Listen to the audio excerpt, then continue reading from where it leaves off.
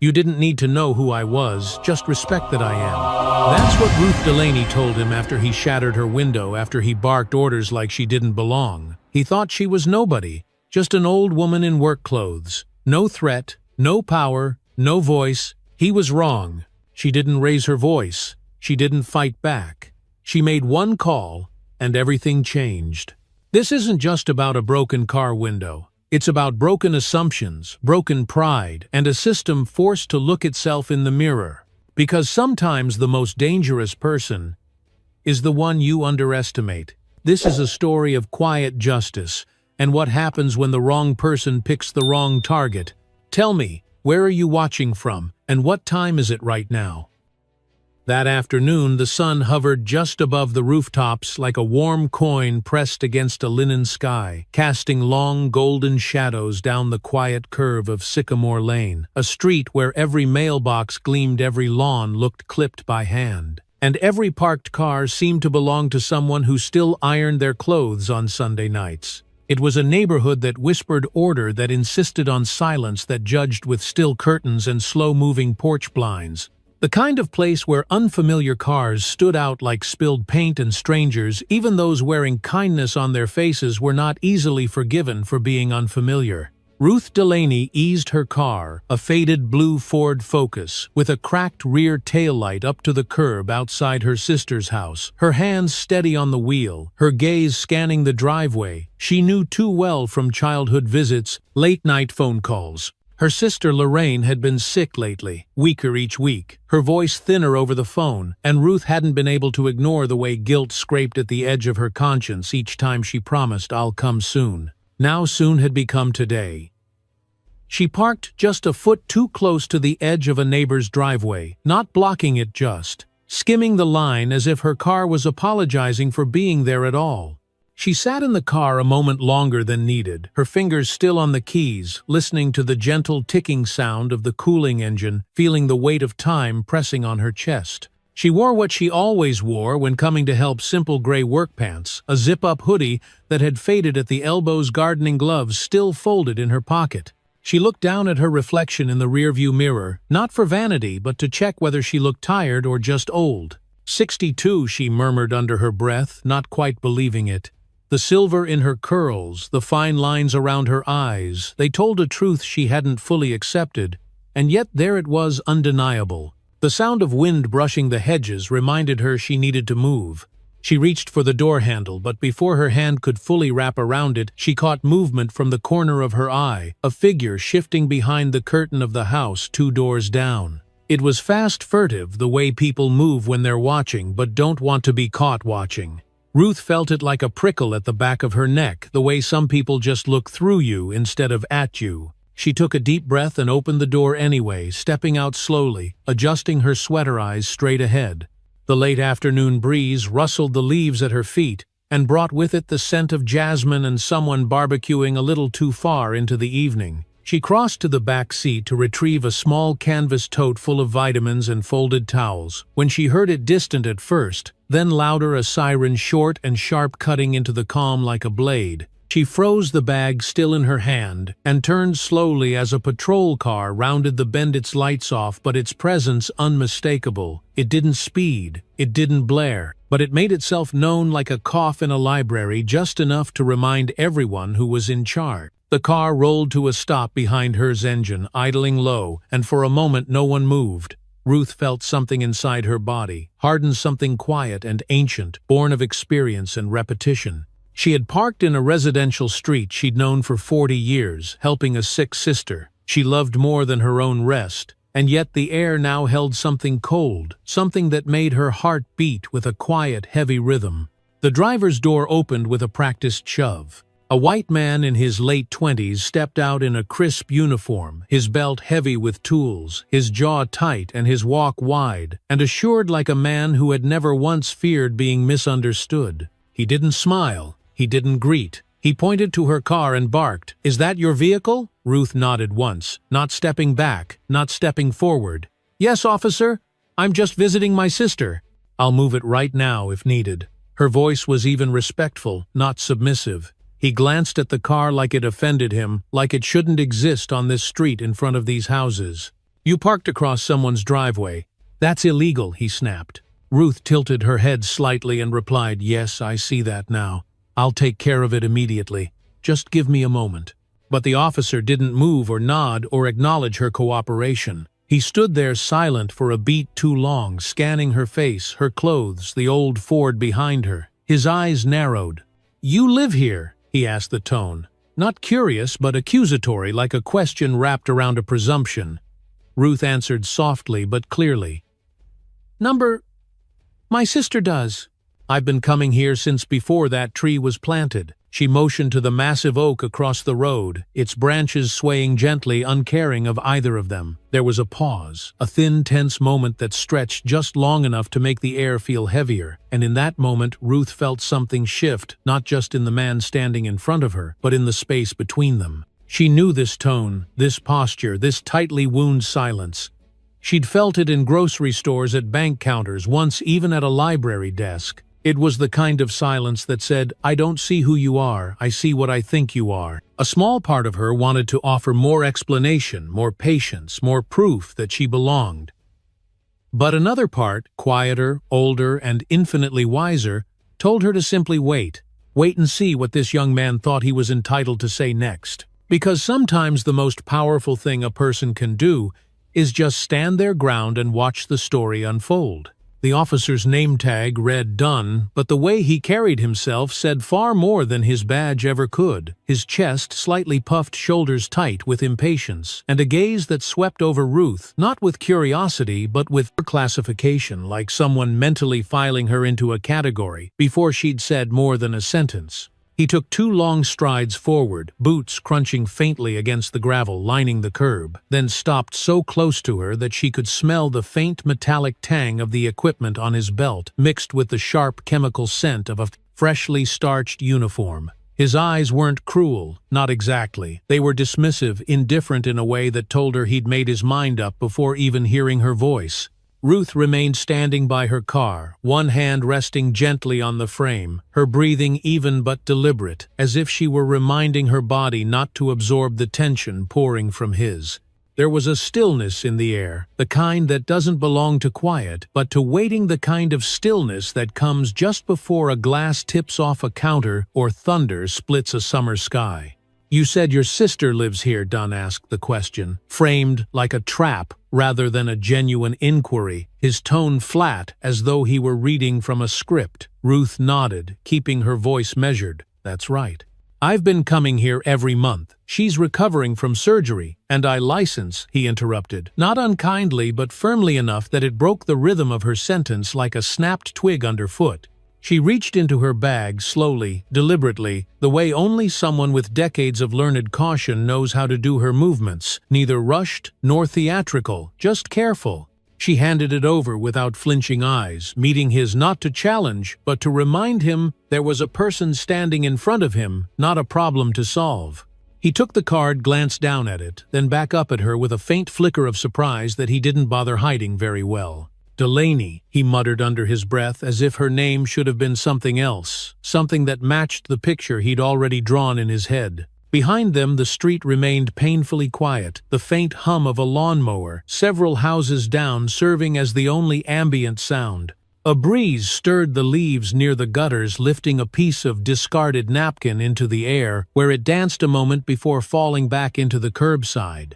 Ruth watched it absently, feeling the weight of every second stretch longer than it should. Dunn handed the license back, not saying thank you, not saying anything at all, just shifting slightly, as if annoyed that nothing about her was going the way he'd expected.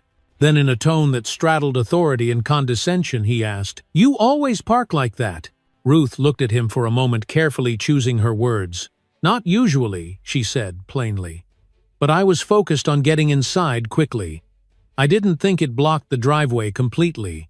Her honesty was disarming, and for a brief moment Dunn looked uncertain, as if something in her calm response made him second-guess his approach. But the uncertainty passed, quickly replaced again by that brittle confidence many young officers wore like armor. "People pay a lot of money to live here," he said, his voice just a little louder than necessary, "and they don't appreciate strangers making the place look crowded or unsafe. It was then that something settled deep in Ruth's chest, a familiar ache, not of fear but of exhaustion. The kind that came from having to explain again and again that she belonged in spaces people didn't want her in. Not because of who she was, but because of who they assumed she wasn't. She looked at the houses around her, all dressed in beige and stone and silence, and thought of the years her sister had lived here, the cookouts, the late-night calls for help, the holiday wreaths that hung proudly from that same porch. Officer Ruth said slowly, her voice not raised but weighted, "My car can be moved right now. I just need to grab my things and get the keys. If that helps, I'll do it." But Dunn wasn't listening, or if he wasn't hearing her. He was scanning the interior of her car with narrowed eyes, as if expecting to find something incriminating between the grocery bags and the folded blankets. "You sure you're not doing some kind of work around here?" he asked, suddenly a note of suspicion creeping into his voice, his eyes flicking to the gardening gloves poking out of her tote bag. "You don't look like someone who's just visiting." The words landed like a slap, not because they were loud, but because they were so unmistakably drenched in presumption. Ruth held her ground, refusing to flinch. "I'm here because I have family," she said, her voice soft but steady. "That's all." There was a moment, just a sliver of space, where the tension could have broken, where he could have nodded and stepped back and let the moment go. But something in him resisted. Maybe it was pride. Maybe it was something uglier. Either way, he didn't step back. Instead, he stepped forward. Ruth watched him close the distance like someone watching a tide come in. She didn't move. She didn't back away. But inside she felt that shift, the turning of the tide, the tightening of the air, the invisible weight that comes before something breaks. And still, she stayed calm. Not because she wasn't angry, not because she hadn't earned the right to be, but because there is a kind of calm that only comes with knowing exactly who you are, no matter how the world tries to misread you. And in that moment, beneath the rustling trees and the settling sun, Ruth Delaney stood in front of her sister's house, holding nothing but a canvas bag, a name she hadn't changed in 62 years, and a calm that would soon shake a system. The air around them thickened not with sound or smoke, but with something older, an invisible tension born from the slow collision of assumption and truth, of unchecked authority, brushing against quiet certainty. Officer Dunn shifted his stance, one boot angled forward, his hand resting just above the radio on his vest, as if proximity to power might reinforce it. Ruth noticed the way he squared his shoulders again, a performance more for himself than anyone else, and she recognized it not with fear, but with a kind of tired clarity. She had seen this posture before, not in uniformed officers necessarily, but in men, in managers, in strangers, who didn't know how to deal with a woman who would not shrink. He leaned slightly forward and spoke with a clipped edge, the kind that sounds polite only in the syllables, but not in the intention. "You're not supposed to park here. There's no excuse." Ruth kept her eyes steady, letting the words land without absorbing them. "I said I'd move the car," she repeated evenly and without drama. But he didn't step back. He didn't give space. Instead, he walked around her, inspecting the back bumper, glancing at the faded registration sticker, looking for flaws, for fault, for a reason to escalate. And Ruth, still standing by the front door of her car, watched the top of his head move behind the windshield, and thought to herself, he's not here to protect anything, he's here to prove something. The street remained quiet, still shielded by the golden light of early evening. Wind swept through the branches of a willow tree nearby, and somewhere behind one of the shuttered windows, a dog let out a single bark before falling silent again. Ruth glanced toward her sister's house, the curtains drawn, unaware of what was unfolding just 20 feet away. She had intended only to drop off groceries, to stay a little while, and maybe help with the evening medication, but now the simplicity of that visit was unraveling thread by thread each moment, pushing her further from her intention, deeper into something far more familiar, an encounter not with the law, but with its shadow.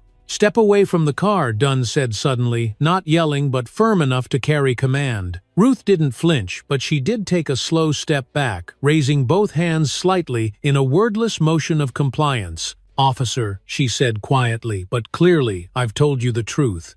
You have my ID. You know my name. I'm not resisting anything." He looked up at her, his face unreadable for a moment, then scoffed quietly and shook his head. "Yeah, you people always say that." The words hit harder than if he'd yelled.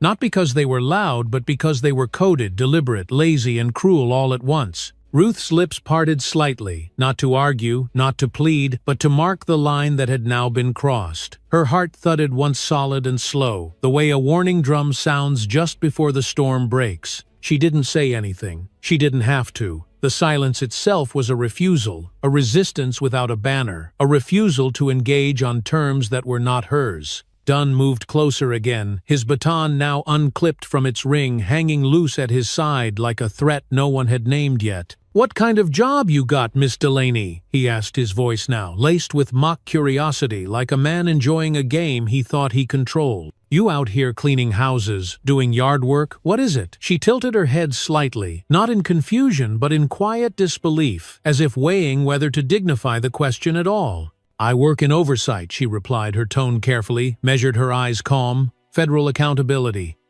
Internal systems review."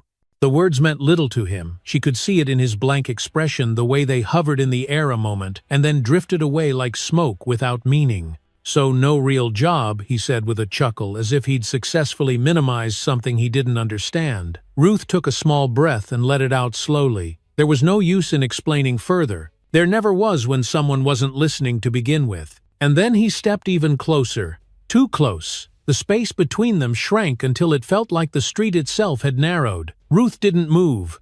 She looked at him directly, her spine straight, her presence unwavering, and said with quiet resolve, "I've said everything I need to say. Now I'd like to move my car and go inside." Dunn didn't nod. He didn't answer. He stared at her for another long moment, as if daring her to flinch, to tremble, to slip up in some small way so he could justify whatever he already wanted to do. But Ruth simply stood there, unmoved, unshaken like a lighthouse, holding steady while the tide slammed against the rocks. And in that silence, a deep understanding passed between them, one he likely couldn't name, but she had known all her life. That sometimes the most dangerous thing a person like him could face was a woman like her who refused to be afraid. And so the standoff remained not loud, not violent yet, but charged with something unmistakable, the sense that this moment was balancing on a knife's edge, and all it would take was a breath too sharp or a glance too long to send it tumbling. Over. There are moments in life that arrive without warning, uninvited, unearned, and undeserved, yet they have the weight of a judgment and the sting of betrayal, and for Ruth Delaney, that moment came not with a shout or siren, but with a crack, a sudden, sharp sound that tore through the air like a gunshot, startling the birds in the trees and sending a chill down her spine. She had barely registered the blur of movement before it happened, the officer's arm swinging hard and fast, his baton arcing through the narrow space between them until it crashed against the side window of her car, shattering the glass into a rain of jagged light and noise. The sound was raw and final, like something breaking that couldn't be put back together. The entire street seemed to flinch in response, as if even the trees had recoiled from the violence. Tiny shards sprayed across the front seat, bounced off the dashboard, and scattered at Ruth's feet, catching the sunlight in cruel glints as they fell. For a moment she stood frozen, not out of fear but out of disbelief, so complete it felt like time had stumbled. The air that followed was not quiet, but hollow, emptied of normalcy, a vacuum left behind by something that should never have happened. Officer Dunn stood breathing hard, baton still clenched in his hand, his knuckles white with pressure, his jaw locked tight. There was no sign of regret in his face, only the lingering haze of adrenaline and a simmering anger that had nowhere to go but outward. Ruth turned to him slowly, her expression unreadable, her eyes steady but no longer soft. She looked not wounded, but awakened, as if something deep within her had stepped forward and taken over something that had waited years for the excuse to rise. Her voice when she spoke was low and precise. "What exactly did you think that would prove?" she asked, her tone not accusing but devastating in its clarity. Dunn didn't respond. Or couldn't. His chest rose and fell in shallow bursts, the baton now hanging limp at his side like a weapon whose purpose had suddenly expired. For the first time since he arrived, he looked uncertain, as if some thread of control he believed unbreakable had suddenly come undone in his hands. Ruth didn't step back. She didn't run or cry or call for help. Instead, she moved with calm deliberation, brushing glass from the driver's seat with the edge of her sleeve, and reached inside the car for her bag. Her fingers, steady despite the sting of a small cut across her wrist, found the leather case tucked in the side pocket, the one she always carried but rarely needed. She held it in both hands for a moment, as if weighing not just its physical presence but the moment it now belonged to. When she opened it, the badge inside gleamed quietly beneath its protective film, understated but unmistakable. Its design was familiar to those who knew power well, but likely foreign to someone like Dunn, who had never considered that authority could wear the face of someone like her. Ruth didn't say a word as she turned the badge toward him, letting the emblem speak in a language he had no defense against. Her hand was steady, her eyes unblinking. For a long second he stared without comprehension. Then his gaze flicked from the badge to her face back again, and his posture changed, not with grace or apology, but with the sudden stiffness of someone realizing they had made a mistake so grave it could not be walked back. You're with the government," he asked, his voice a whisper, now stripped of certainty and swagger. "That's not just government," Ruth replied, quiet as ever. "That's the office of the Inspector General, Department of Justice." His mouth opened, but no sound came out. He staggered a half-step back, his free hand reaching toward the air, as if he could catch the moment and rewind it, take back the swing, take back the words, take back everything that had just unfolded under a sky that now seemed far too bright for what had been done. "I didn't know," he said, eyes wide. "I didn't." "You didn't care," Ruth interrupted gently but with finality. "You didn't need to know who I was. You just needed to respect who I am." The wind returned, then rustling through the leaves again as if nature itself had taken a long pause. Somewhere down the block a door creaked shut, though no one could be seen watching. Ruth straightened her shoulders, tucking the badge back into her case with the care of someone who never flaunted authority but had always understood the responsibility it carried. She stepped away from the car, her hands still calm, her breath steady, while Officer Dunn looked like a man suddenly dropped into someone else's nightmare, one he had accidentally authored. "I'll report this," Ruth said, not as a threat but as a simple declaration of fact. "You'll answer for it, not because of who I am but because of what you did." Dunn opened his mouth to protest, to plead, to explain, but no words came, only the realization that the baton in his hand had become evidence, and the woman he tried to intimidate had just become the witness whose testimony could end everything. In that moment the roles had shifted without drama. The silence between them was no longer laced with fear but with consequence. Ruth walked slowly toward her sister's front door, her steps deliberate and firm, while Dunn remained behind, surrounded by broken glass and the gravity of his own unraveling. He had tried to show power through force, but had instead revealed only his fragility, and now stood in the ruins of that illusion, unsure of what came next. And still, Ruth didn't look back. She didn't need to. The moment had already spoken. Ruth stood still for a moment just beyond the shattered glass, and the splintered silence letting the wind brush gently against her face, like a reminder that the world was still turning, that breath was still possible, that dignity, once shaken, could still hold its shape. The badge, now tucked back into its leather case, felt heavier than usual in her pocket, not because of its physical weight, but because of what it now represented, an unseen shield that had to be used, not because she wanted to wield power, but because someone else had decided they could take hers away. She looked down at her wrist, where a shallow line of blood had begun to surface, a thin red whisper where one of the glass shards had found its mark, and for a moment she felt nothing but a quiet sadness that it had come to this. Behind her, Officer Dunn remained frozen, his baton now resting limply against his thigh, his entire posture slackening under the sudden collapse of the illusion he'd wrapped himself in like armor. His voice had vanished into the spaces between his thoughts, and though he had not yet spoken again, Ruth could feel the questions clawing at his insides. How could this happen? How had he misread the moment so completely? How had the woman he sought to dominate become the one with the authority to end his career? Ruth didn't gloat. She didn't raise her voice or demand an apology. Instead, she turned to face him once more, not as a symbol, not even as a federal officer, but simply as a woman, tired, measured, resolved. "I asked you to speak with respect," she said, her voice soft but sharper now, "and when you didn't, I reminded you of the consequences, but I shouldn't have had to." Her words hung there neither loud nor dramatic, just plain and devastating like a bell tolling in the middle of an empty church. He blinked rapidly as if the sunlight was suddenly too bright, or perhaps because tears, those he would never admit to, were beginning to burn at the corners of his eyes.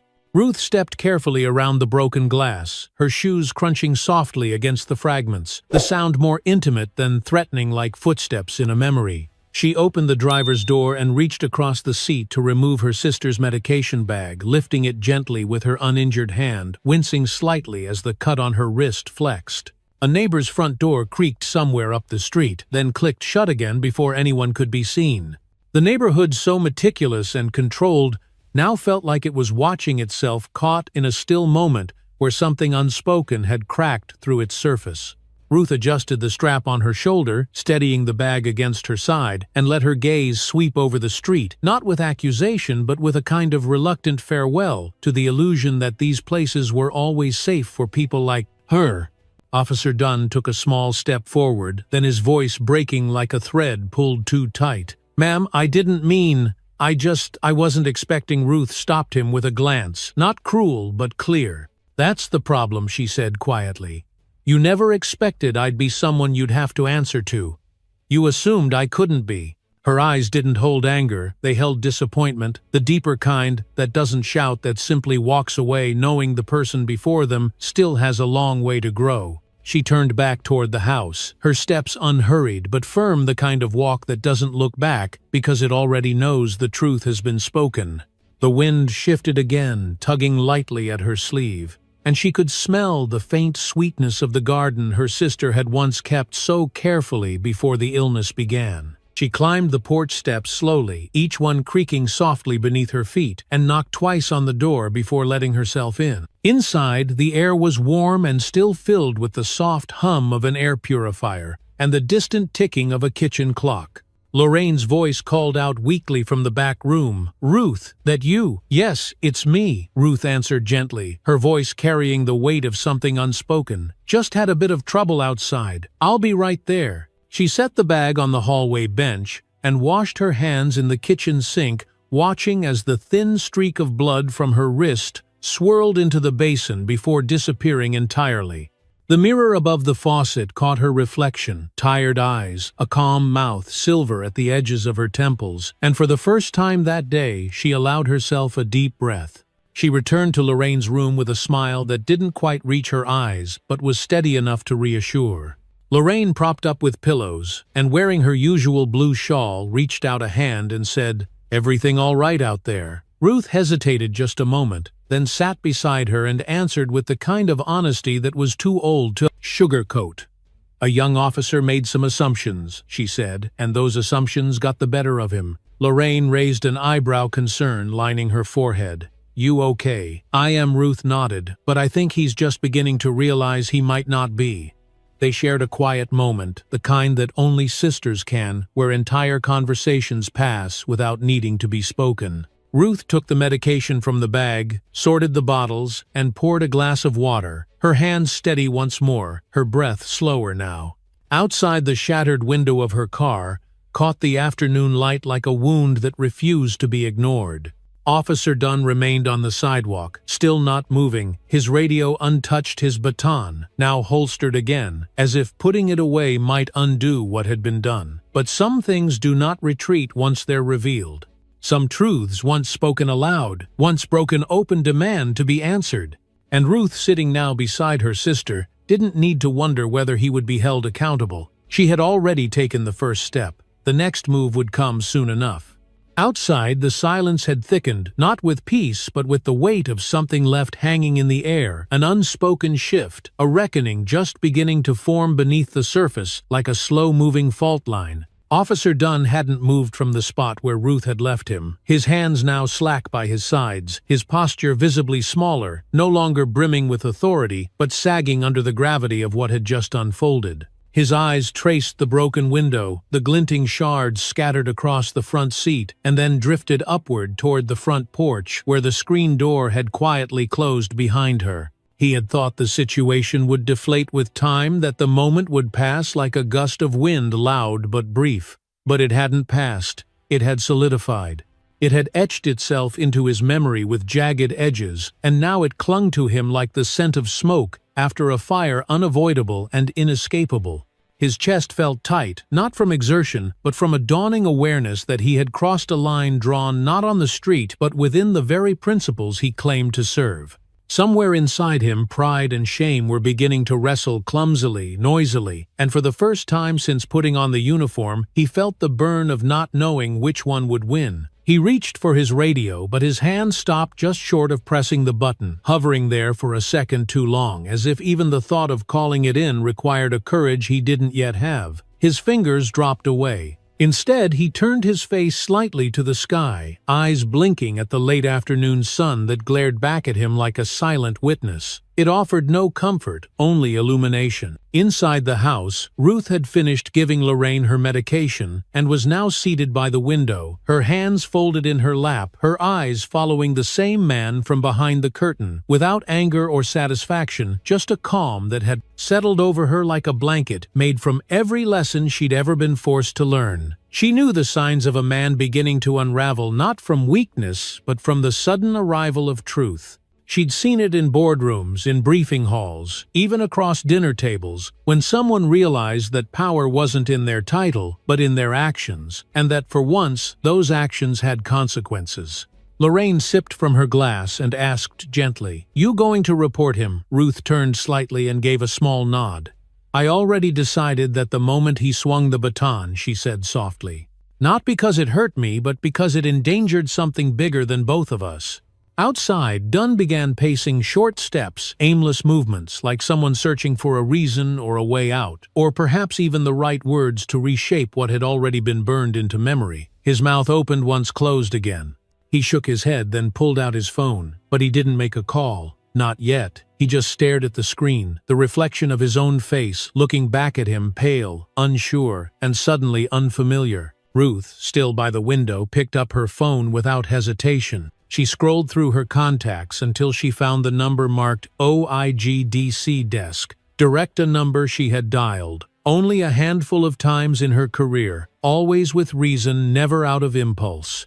She tapped the call button, held the phone to her ear, and listened as it rang once, then twice, before a calm, professional voice answered, "Office of the Inspector General, this is Director's line." Ruth spoke clearly without emotion, as if reciting facts that had already been weighed and confirmed. "This is Ruth Delaney. I need to initiate a misconduct report against a uniformed officer in the field. Immediate threat has passed, but damage was done. Incident took place outside my sister's residence." As she spoke, her eyes didn't leave the man pacing near her car. She could see the indecision crawling over him like a shadow that didn't know where to rest. "Do you have the officer's badge number?" the voice asked calmly. Ruth replied, "Badge 52,789, Officer Chase Dunn." There was a brief pause on the line as the assistant typed, "We'll log the incident and inform DOJ internal review within the hour." "Are you safe at your location?" Ruth nodded, even though they couldn't see her. "Yes, but I'd like a record started. I have photographs timestamped and I'll send a written statement within 24 hours. The voice on the other end thanked her with the kind of professionalism that comes from people who know how to respond when someone from their own ranks calls with purpose. When the call ended, Ruth placed her phone down slowly and sat back, letting her hands rest over her stomach, feeling the faint pulse in her fingertips begin to return to normal. The quiet in the room was no longer uneasy, it was a stillness born of action. Outside, Dunn finally walked toward his cruiser and opened the driver's side door, but he didn't sit down. He just stood there, one hand on the top of the doorframe, the other on his hip shoulders, sagging beneath the weight of his own disbelief. For the first time that day, he looked less like a man with authority and more like a man waiting for someone else to tell him what to do. And Ruth, watching him through the glass, felt no joy in it, only a solemn knowing that justice, when it begins, doesn't always come with noise. Sometimes it starts quietly with a phone call, a name, a badge number, and a decision not to let it slide this time. The wind passed again outside, stirring the leaves with the same casual rhythm as before, but now the sound felt different, less like a breeze and more like a breath being held. She reached over, took a small notepad from her purse, and began writing her formal statement, in clean, even handwriting. There was no rush, no panic. Just the steady certainty of a woman who had done this before, not because she wanted to, but because she knew someone had to. And through the curtain she could still see him standing there like a statue caught in the middle of a lesson he had never imagined learning from the woman he had tried so hard to erase. The sky outside had softened into amber by the time Ruth closed her notepad and set her pen beside it, her handwriting now stretching across 2 neat pages, firm and legible, as if the act of documenting had given form to everything that had felt invisible just hours before. She didn't rush to send it off. She would review it again later that evening, maybe once more in the morning, not out of doubt, but out of the deep respect she had always held for the power of language when it came to truth. Words, when placed carefully, did not just describe a moment, they preserved it, protected it, made it undeniable. Lorraine had fallen asleep by now, her quiet breaths filling the room with a rhythm that comforted Ruth more than she expected. She stood quietly, pulled the blanket higher over her sister's shoulder, then stepped back into the hallway with the gentle touch of someone who had spent a lifetime balancing strength with tenderness. The house felt smaller in the evening, quieter, but it was a kind of quiet. Ruth had learned to trust the kind that came after action had been taken, not before. She made her way to the front porch again, drawn not by curiosity, but by a sense of unfinished business. The door creaked softly as she opened it, and the screen bounced lightly on its hinges before settling back in place. Outside, the breeze had turned cooler, and the long shadows now stretched across the sidewalks like tired arms at rest. She spotted Officer Dunn still near his patrol car, leaning against the hood, his face turned downward, phone in hand, unmoving. Something about his stillness struck her not as pitiful, but as inevitable. He had begun the day certain of his authority, but now he looked like a man orbiting the edge of accountability, unsure of which direction the next step might take him. Ruth stood at the edge of the porch, her arms folded loosely, not in defiance, but in thought. She didn't speak. She didn't need to. The weight of what had passed between them didn't require more explanation. But something in her heart, despite everything, held space for reflection, because even in justice there must be room for reckoning, not just punishment. Dunn glanced up and noticed her. Their eyes met across the space, and for the first time there was no tension, no aggression, no command in his gaze, just recognition. Not of her title, not even of her authority, but of the undeniable fact that what he had done was no longer a matter of misunderstanding or escalation. It had become a record, an incident, a call already placed, a report already moving up the chain. He walked a few steps closer, slowly like someone moving through water, every gesture careful and measured, no longer out of arrogance but caution.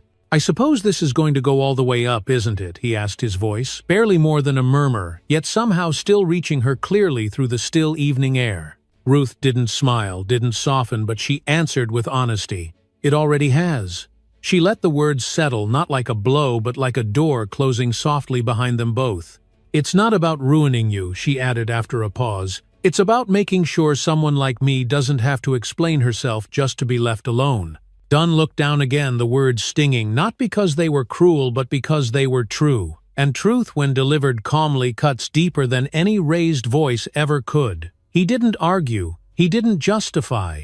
He just nodded once, the way a student nods when they finally understand the part of the lesson that wasn't in the textbook. A moment later, Ruth's phone buzzed gently in her pocket. She pulled it out, glanced at the screen, and saw the name Navarro Linda, Deputy Commissioner. She stepped off the porch and answered without hesitation, her voice returning to its clipped, professional cadence. "Deputy Navarro," she greeted, steady as stone. "Yes, I'm at the residence now. Incident has been recorded, report filed. I can brief you fully." The voice on the other end carried authority and concern in equal measure. "I just read the preliminary dispatch," Navarro said. "I need to speak with you in person. I'm en route now. 10 minutes. Ruth replied with a quiet "understood" and ended the call. She glanced once more at Dunn, who had heard just enough to know what was coming next. His shoulders dropped slightly, no longer from surprise, but from resignation. Ruth turned back toward the house and paused at the top step of the porch, her voice low but audible enough to reach him without sharpness. "The world doesn't need perfect officers," she said. "It needs honest ones who know when they've done wrong. Then she walked back inside, not triumphant, not bitter, just resolved as steady in retreat as she had been in confrontation. And outside, beneath the dimming sky, the man in the uniform stood still, watching a future he could no longer predict, arrive in the form of taillights that would soon appear at the end of the street. The streetlights had just begun to hum to life when the dark sedan turned onto Sycamore Lane, its low beams sweeping across the pavement in slow arcs like a spotlight searching for truth. It wasn't marked with sirens or official seals, but the way it moved, steady, intentional, no wasted speed, made it clear that whoever was inside hadn't come to ask questions. They had come to listen, to act, and maybe to witness what accountability looked like when it wore a badge and knew the weight of its own shadow. Deputy Commissioner Linda Navarro stepped out of the vehicle with the kind of quiet authority that didn't announce itself, but still changed the atmosphere like a sudden shift in air pressure before a storm. She was in her late 50s, short-cropped silver hair, tucked behind one ear, a navy jacket zipped just enough to show her insignia, but not enough to flaunt it. She paused by the curb, took in the shattered glass still littering the street, the squad car parked crookedly across from it, and the silent figure of Officer Dunn standing beside it like a man bracing for his own verdict. Ruth had been waiting by the door. She opened it before Navarro had a chance to knock, and their eyes met with a kind of understanding that didn't require words. Two women who had survived long enough in systems that weren't built for them, who recognized the difference between gesture and substance. Navarro offered a small nod. "Miss Delaney," she said, her voice low and steady, "I appreciate your time." Ruth stepped aside, gesturing toward the living room. "You'll want to sit down," she replied. "I've kept a copy of everything. I assume you've read the initial report." They moved inside, the door closing softly behind them. The living room was modest, clean, a faint smell of chamomile and hand lotion lingering in the air like memory. Lorraine was still asleep in the back room, undisturbed by the shifting gravity just outside her door. Navarro settled into the armchair without removing her jacket spine, straight hands resting calmly on her knees. Ruth handed her a folder, time-stamped photographs, the written statement, a voice memo saved from the moment after the window, shattered her tone unshaken even then. "I want to be clear," Ruth began, her voice measured and calm. "This isn't about vengeance. It's about repair of systems of conduct, of expectations. He didn't just hit my car, Commissioner. He struck something older and deeper.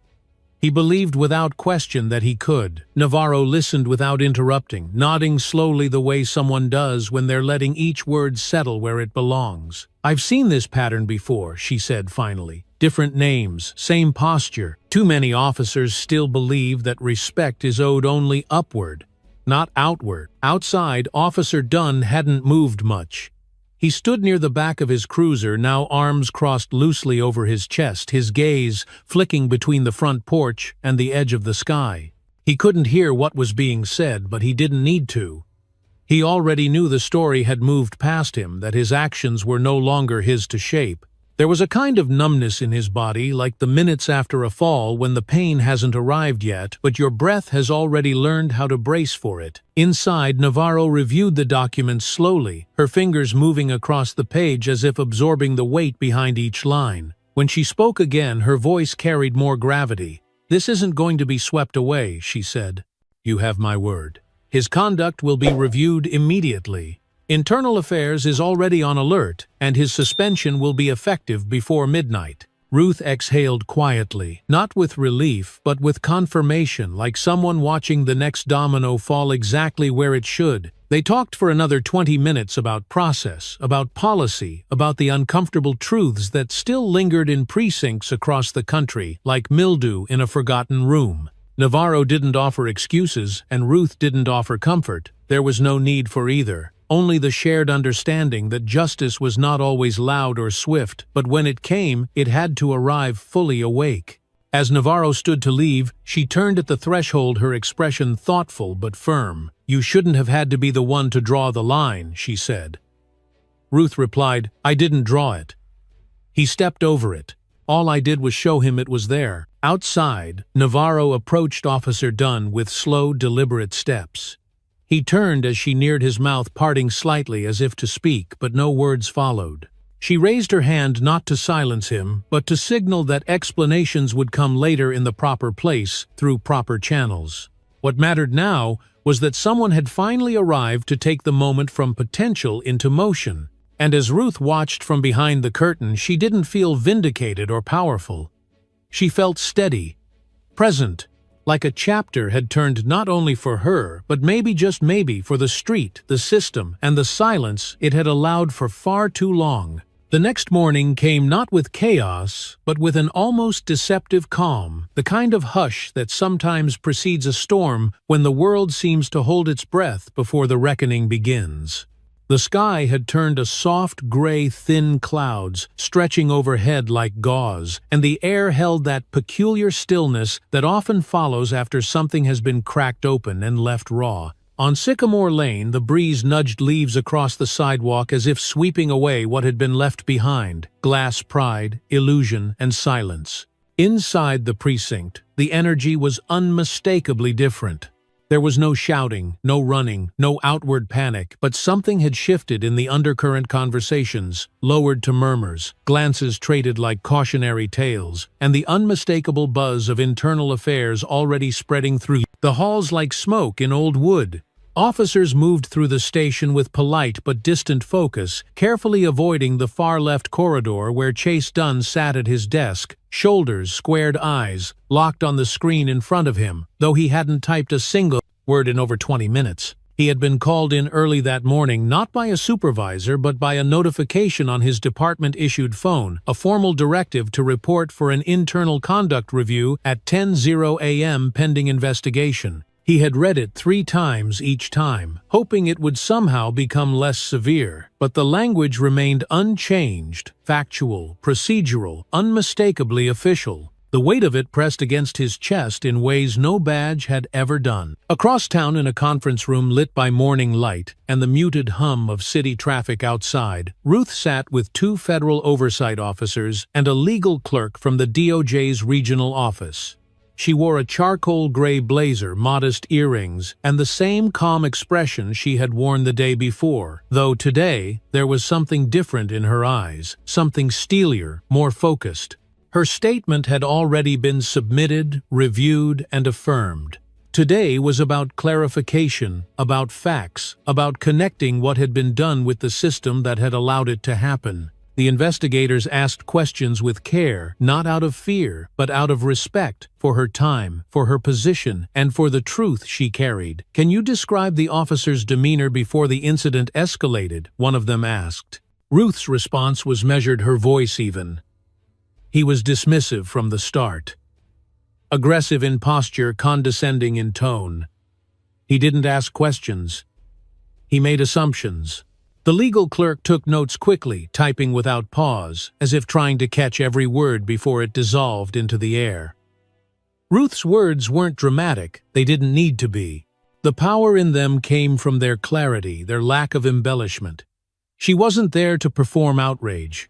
She was there to confirm what the system had been too slow to acknowledge, that the line had been crossed long before the baton had touched the glass.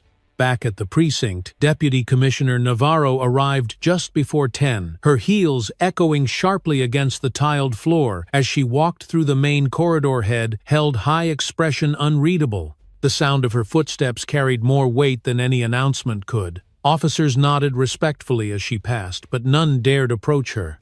She entered the briefing room where Dunn was already seated, and closed the door behind her with a quiet finality that made the air in the room tighten just slightly. Dunn looked up, face pale, hands clasped loosely in front of him. "Commissioner," he began, but Navarro raised a hand. "Officer," she said calmly, "this is not a conversation. This is a notice." She placed a folder on the table, opened it slowly, and slid the first page toward him. "As of this moment, you are formally placed on administrative suspension, pending full review of your conduct on May 4th, in violation of Departmental Code 17-4, M. Misuse of force, racial profiling, and destruction of private property." He didn't argue. He didn't protest. He looked at the paper as if it were written in a language he once knew now, only half understood. His jaw tightened slightly, but no sound followed. The silence between them was not empty. It was filled with every choice he had made the day before, now returned in black ink and sharp edges. Navarro continued, her voice level. A third-party oversight committee has been notified. The DA's office is reviewing the case independently. You will surrender your badge and weapon before leaving this building today. Do you understand? Dunn nodded once slowly and reached for the badge pinned to his chest. His fingers lingered on it for half a second, half a breath before unhooking it and placing it quietly on the table. It made a faint clink against the wood, a sound so soft it could have been missed, but it rang louder in that room than any alarm. His firearm followed, then his radio, each piece set down with careful, deliberate movements like laying pieces of a life that no longer fit. Navarro stood, collected the items without another word, and turned to leave. At the door she paused. You had a choice, she said, not unkindly. Not yesterday. Every day before it, and then she was gone. Outside, the city kept moving, buses rumbling down the avenues, birds hopping across sidewalks, strangers passing each other without knowing the history that had unfolded behind closed doors just blocks away. And for Ruth, who now walked out of the federal building into that same morning light, there was no victory parade, no cameras, no applause, only the quiet knowledge that one more stone had been turned over, one more silence broken. And sometimes that was enough. The days that followed did not explode with headlines or erupt in protest, but rather unfolded like the slow, deliberate turning of a heavy page, one that had been dog-eared for too long, its corners worn by silence and dismissal. The story began to ripple through the department quietly at first, then across the city's administrative web, reaching people who had heard these stories before but had never seen one land with such clarity, such force, and such undeniable consequence. The moment hadn't gone viral, no one had pulled out a phone to record, but the documentation had been complete, the account precise, and the system for once was listening. Within a week, the city's Civilian Review Board released a public statement acknowledging the pending investigation and confirming that Officer Chase Dunn had been placed on unpaid leave while facing formal charges of misconduct. The language was sterile, careful, the kind that avoids implication while signaling accountability. But between the lines, people read something different, something that suggested that perhaps this time someone had been believed before the backlash, before the outrage, before the bruises or broken bones, and that quiet difference resonated more powerfully than noise. Ruth, meanwhile, went about her days with a kind of peaceful precision, caring for Lorraine, taking phone calls from oversight officers, finalizing written testimony, and declining interview requests with a firm but polite. This isn't about a headline.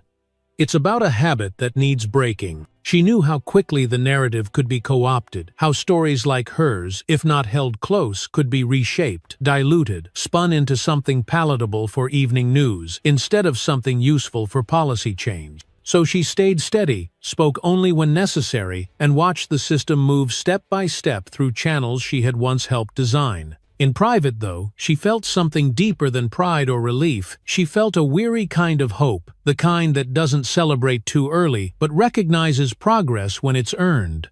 She sat with it one evening on the back porch, wrapped in a light shawl, the sounds of the neighborhood returning to their usual rhythm, children playing in the distance, wind chimes from a neighbor's deck, the soft hiss of a sprinkler hitting pavement. Lorraine joined her with a blanket across her lap and a mug of tea balanced carefully in her hands. They didn't speak for a while. They didn't have to. Eventually, Lorraine said, "You didn't just hold your ground, Ruth. You made them find theirs."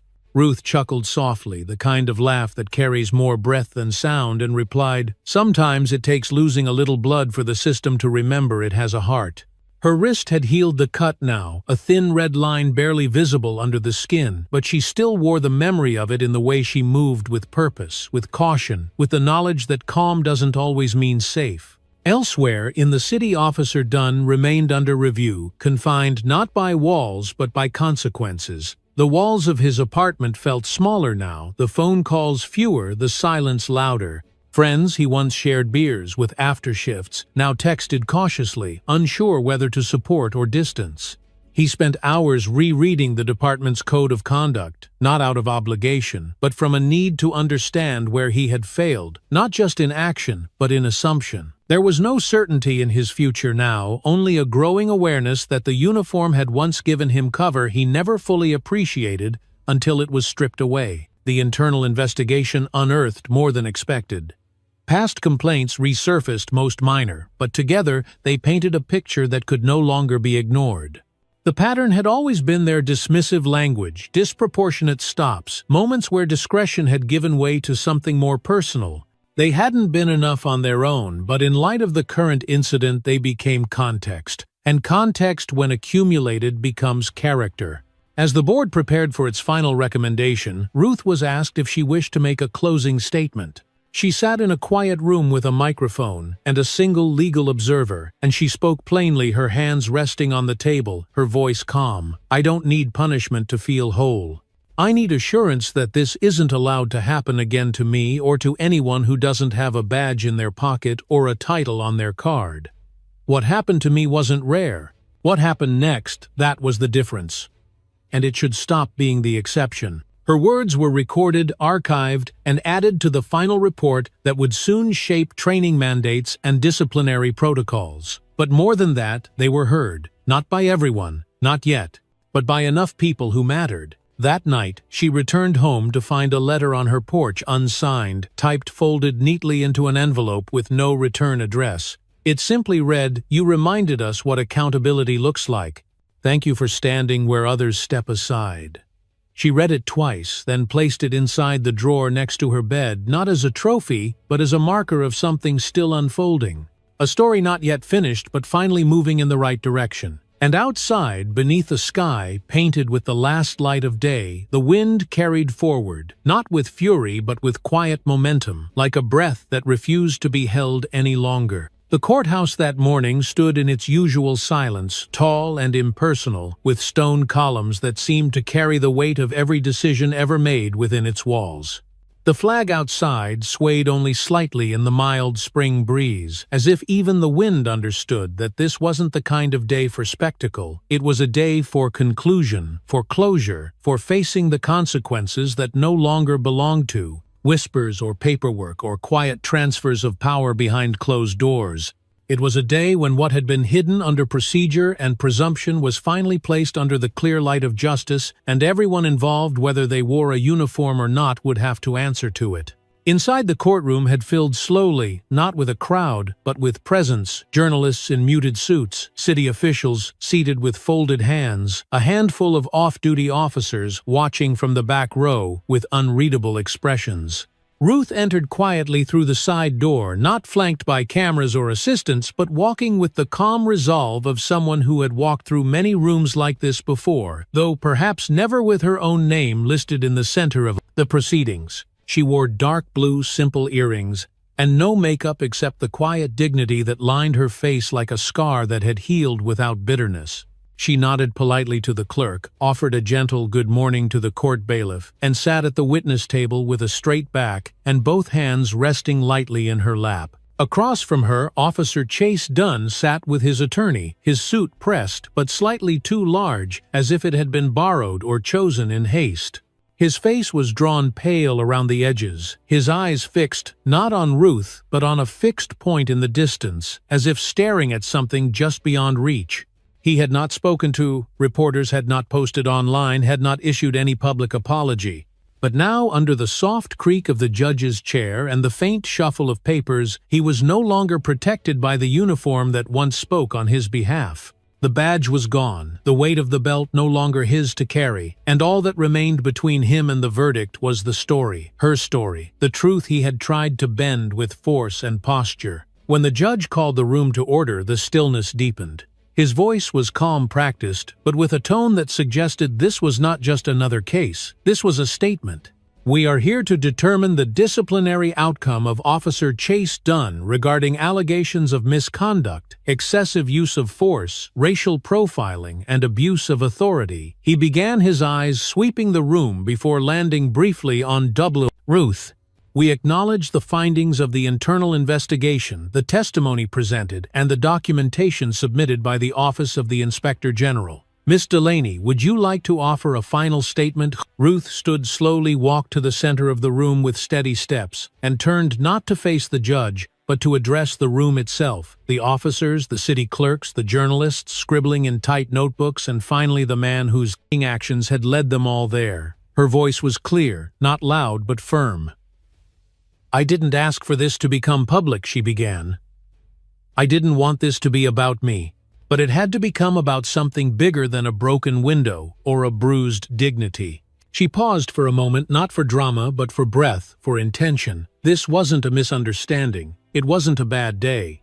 It was the result of something that's been left unchecked for far too long, a belief that some people can be spoken to however you like, treated however you see fit, so long as you believe you'll never be held accountable. That belief ends here. There was no sound in the room, only the quiet scratching of a pen and the occasional creak of the wooden benches under shifting weight. Ruth continued, "I'm not asking for retribution. I'm asking for responsibility. I want every officer who wears that badge to understand that with its power comes a burden not to dominate, but to serve. And if you don't carry that burden with honor, then you have no business carrying it at all." She returned to her seat without looking at Dunn, but the moment she passed him, he blinked rapidly, as if her words had found their way past whatever defenses he'd tried to build that morning. His shoulders slumped slightly, his jaw tightened, and though he didn't speak, his silence was no longer the silence of arrogance, it was the silence of recognition. The judge reviewed the findings, quoted department policy, and cited 3 prior complaints that had gone unaddressed, all of which mirrored elements of Ruth's account. An escalation without cause, a tone of superiority, a refusal to listen. Taken individually, he said, these incidents may not have justified removal, but taken together they form a pattern, and that pattern, once revealed, demands response. He concluded the hearing with a firm statement. Effective immediately, Officer Chase Dunn is terminated from his position with the police department. Furthermore, he is barred from applying to any law enforcement position within this state for a period of no less than 10 years. A murmur moved through the gallery, soft and brief, like the ripple from a pebble dropped into still water. Ruth didn't smile. She didn't exhale in relief. She simply nodded once, almost to herself, as if acknowledging not victory but alignment, like something long bent had finally been straightened. As people began to file out, she remained seated a moment longer, letting the stillness return, letting the space settle around her again before rising to leave. Outside, the sky was wide and clear, the breeze gentler than it had been in days, and Ruth stood for a while on the courthouse steps, letting the warmth of the sun settle on her face, feeling the difference between carrying weight and laying it down. She didn't need to tell anyone what had been accomplished that day. She didn't need headlines or interviews or applause. The truth had stood on its own, and this time the room had listened. The days after the verdict passed slowly, not in grief or in triumph, but in something quieter, something that felt like release. Ruth returned to her sister's home with no fanfare, no escort, and no one waiting to interview her on the sidewalk. The only sounds that greeted her were the familiar creaks of the porch steps and the distant bark of a neighbor's dog, whose routine hadn't been shaken by anything that had happened in a courtroom 30 minutes away. She set her purse down on the hallway bench like she always did, shrugged off her jacket and exhaled in that long, silent way people do when the tension in their bones begins to leave without asking for permission. Lorraine was seated by the window, her legs curled beneath a quilt she'd owned for more than 2 decades, a book resting closed in her lap, her face turned toward the fading afternoon light. She looked up when Ruth walked in, didn't ask for details, didn't reach for the remote, just patted the empty cushion beside her with a knowing smile and said, "You're home early." Ruth smiled back slower this time and sat without speaking, their shoulders brushing softly as the quiet settled around them like an old friend finally returning after a long absence. Outside, the trees had begun to bloom, in earnest soft pinks and pale greens, stretching toward the sky, with the casual confidence of a season that no longer needed permission to arrive. The air through the open window carried hints of cut grass, distant charcoal, and something else, something softer. Maybe peace, maybe clarity, maybe just the absence of strain. And Ruth, who had spent weeks preparing for battle in words and policy and truth, found herself sitting in the simplest kind of stillness, one that didn't demand anything of her except to breathe and to be. In the following days, letters began to arrive, some typed, some handwritten, some barely legible through the trembling ink of unsure hands. They came from other women, from retired officers, from mothers, from city workers, who said they'd witnessed the slow erosion of public trust, but never knew how to push back until now. Some offered thanks. Others offered their own stories, quiet and unspoken until now, filled with things that had never been reported and pain that had been carried too long in silence. Ruth read every word. She didn't reply to most, but she kept them all in a wooden box. Lorraine gave her years ago, the one she'd once used for garden seeds, and now filled with something far more rooted. Deputy Commissioner Navarro reached out again this time, not with a directive or a question, but with an invitation to join a new advisory committee being formed around police reform and public accountability. It wasn't a glamorous role, and Ruth didn't want a title or a desk or her name on a city report. But what she wanted quietly and clearly was impact, measured not in headlines but in shifts too small to be seen at first, like a current that bends the whole river if given time. She accepted the offer with one sentence: "If I'm helping build something that lasts, then I'm in." And so her days slowly returned to rhythm, morning walks with Lorraine coffee brewed just a little stronger than needed, evenings spent reading novels or tending to the small garden behind the house that had begun to sprout purple crocus along the stone border. Life didn't snap back to normal.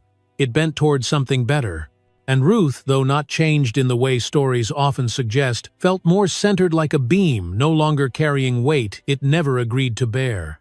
As for Chase Dunn, his name faded from the news cycle within 2 weeks. A quiet transfer of narrative took place, as it always does, the world hungry for the next outrage, the next scandal, the next moment to be consumed and replaced. He had moved out of state by then, according to a quiet mention in a department email. Some said he was looking for work in a different field.